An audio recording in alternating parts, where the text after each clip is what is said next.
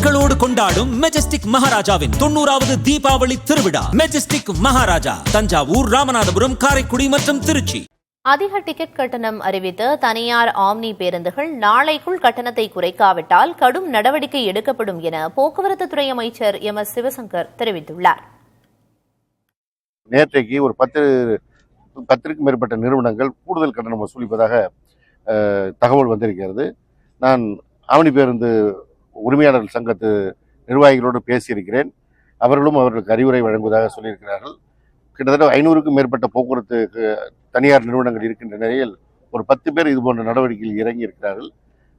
நாளைக்குள் அவர்கள் அந்த கட்டணத்தை குறைக்காவிட்டால் அந்த பேருந்துகள் மீது தீபாவளிக்கு முன்பாகவே நடவடிக்கை எடுக்கப்படும் என்பதை இந்த நேரத்தில் தெரிவித்துக் கொள்கிறேன்.